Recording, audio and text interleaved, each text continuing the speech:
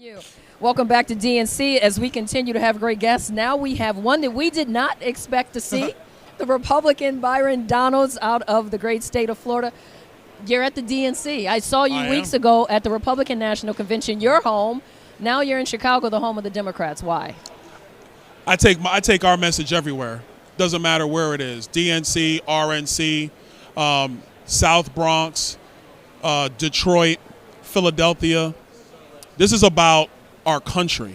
This is about public policy that's going to allow black people, Hispanic people, white people to thrive. It's about kids that grew up like me out of inner city Brooklyn.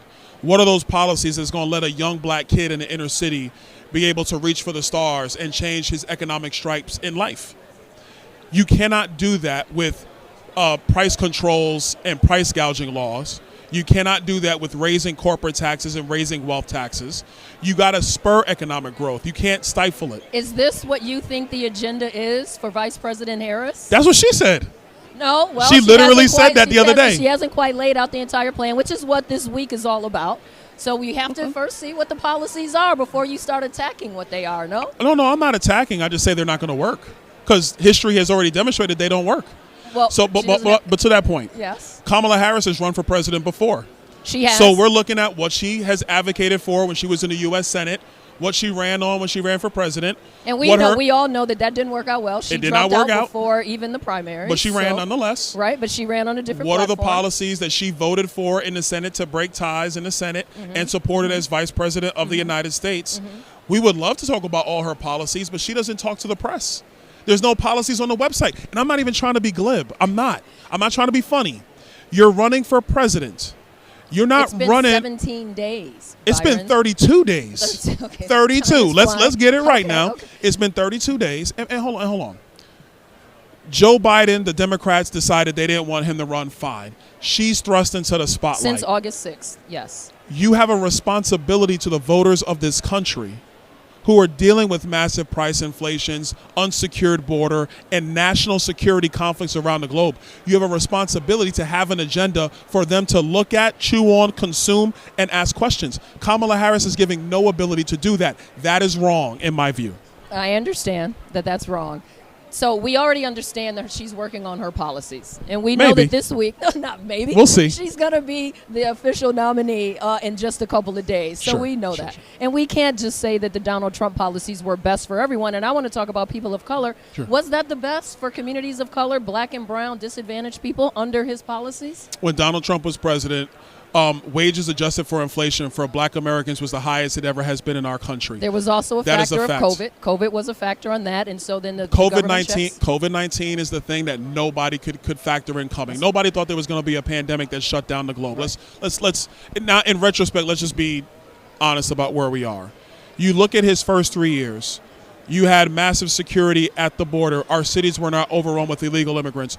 You have black people in Chicago, in New York, in Philadelphia, who are saying, why are these illegal immigrants taking away resources that should be in my community? I'm a citizen and we're struggling. On immigrants, Byron, and you know America was built on legal immigration, not illegal immigration. And this is the difference between a Republican vision and a Democrat vision. I have no problem with immigration. I want robust immigration. Well, then why did but the it has to be Republicans legal. push through the plan that was on the table? Push through what plan? There was a plan that was on the table that apparently was paused so that Donald Trump could take credit for it if and when he got into the White House. There was a plan on the table. Is that incorrect? So that is incorrect. The talking points are cool, but now let me tell you the deal. Let me tell you the deal. House Republicans had a bill to secure the border. We passed it more than a year ago. Chuck Schumer, who I think was on the stage a little bit ago, did not bring it up for debate in the Senate and didn't bring it up for a vote in the Senate. Didn't even want to discuss it in the Senate. The Senate decided to put together their bill.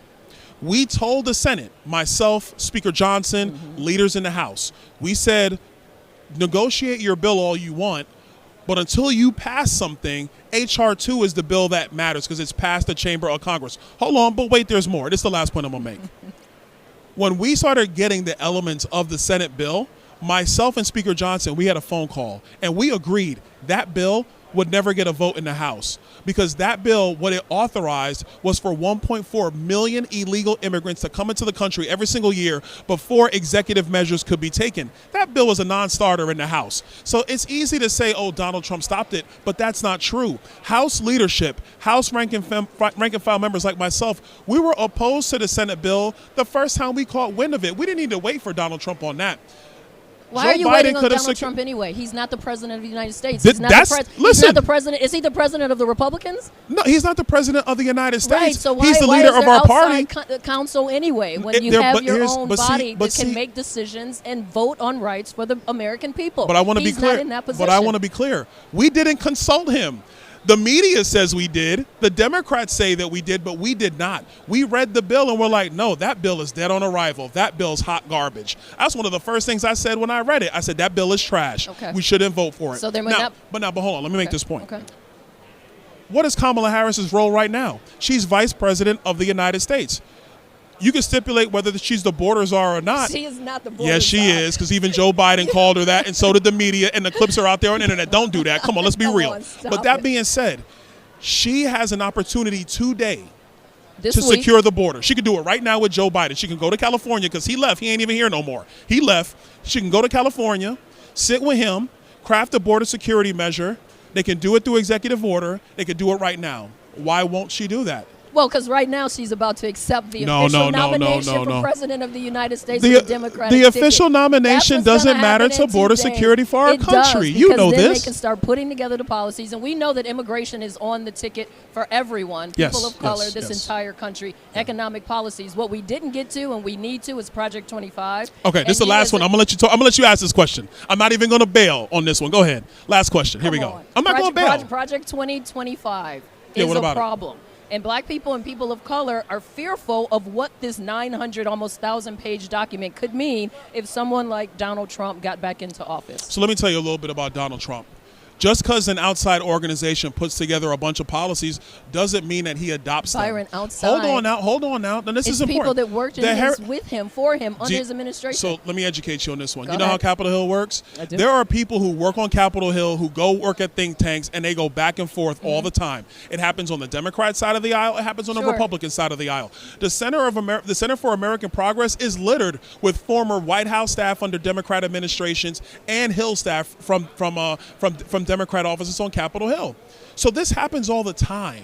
There are people in these outside groups who write white papers of policy all the time. Are you telling me he had no idea he's not connected to Project 2025? He's not. He's already said he's not. If you want to know what Donald Trump wants to do, go to his website because he's posted his policies. Is that true with social, the details? Or is that the campaign site? DonaldJTrump.com. Go right there. You can look at all of his policies. Should black he and brown written people them out. be fearful of Project 2025? No, because Project 2025 is not the agenda for Donald Trump. His agenda is on his website. He has laid it out very specifically. He talks about it at every rally that he does. He talks about what he's going to do and what he wants to do. There's a ton of people on Capitol Hill who have ideas. That doesn't mean they get implemented. That doesn't mean they get an up or down vote.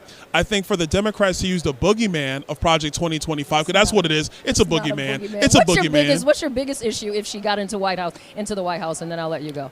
That she wouldn't fix anything. She would follow the same agenda that they're doing right now, which will lead to stubborn inflation, a stagnant economy, more illegal immigrants overwhelming our country. And then how does the foreign policy situation change? Is she going to negotiate with Vladimir Putin and Xi Jinping and the mullahs in Iran? Is she I don't not think able so. to do that? Are you saying that she doesn't have the capabilities to do foreign policy? She's vice president of the United States. And all I'm saying is I've not seen her do that. I've seen Donald Trump do that. And here's why I say that. Hold on, this is important. Because presidents, they come and go. The outcome of their policies is what remains. When Donald Trump was president, did Vladimir Putin move on Ukraine? Yes or no? No. I'm waiting. You know what? I'm gonna wait. No. And we this is to be continued because you're here at the DNC. I'm here. And look, you are in high demand. You know why? Because people want to hear your position and really see why it is that, you feel the way you do. Listen, my new name is Just the Facts. Shout to Jay-Z.